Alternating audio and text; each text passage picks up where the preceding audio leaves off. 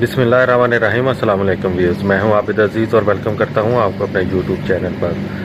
आज की इस वीडियो में मैं आपको बताऊंगा कि अगर आपके पास सैमसंग का कोई भी फ़ोन है और उसके स्पीकर का वॉल्यूम डाउन हो चुका है, आप ट्राई करते हैं उसकी ऑप्शंस में जाकर वॉल्यूम इंक्रीज़ करने की, या जो वॉल्यूम अप डाउन का बटन है वहां से वॉल्यूम इंक्रीज़ करने की, तो उतना वॉल्यूम इंक्रीज़ नहीं हो पाता जितना कि आपको चाहिए होता है।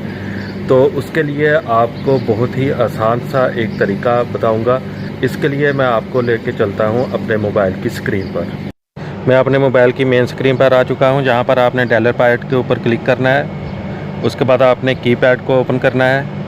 यहां पर आपने लिखना है *#0*#। उसके बाद नेक्स्ट आपके पास ये इंटरफेस ओपन हो जाएगा। यहाँ पर मुख्तलिफ बॉक्सेस बने हुए हैं। जिस बॉक्स में लो फ्रीक्वेंसी लिखा हुआ है उसके ऊपर आपने क्लिक कर देना है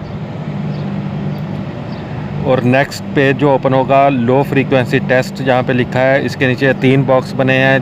पहले में लेफ़्ट साइड पे लिखा है 100 Hz, सेकंड में है 200 Hz, थर्ड में है 300 Hz।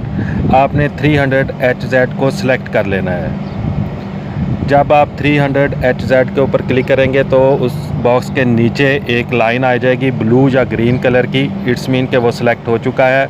अब आपने अपने मोबाइल के स्विच ऑन ऑफ बटन से अपने मोबाइल को रीस्टार्ट करना है। रीस्टार्ट के ऊपर आपने क्लिक करना है और जैसा ही आपका मोबाइल रीस्टार्ट होगा तो आपके मोबाइल के स्पीकर का वॉल्यूम भी इंक्रीज़ हो चुका होगा।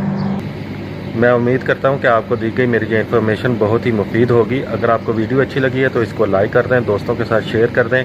अगर आप मेरे चैनल पर पहली बार आए हैं तो मेरे चैनल को सब्सक्राइब भी कर दें और साथ में मौजूद बेल आइकन के ऊपर क्लिक करके ऑल नोटिफिकेशन को सिलेक्ट कर लें, ताकि मेरे चैनल की हर नई आने वाली वीडियो आपके पास बर वक्त पहुँच सके।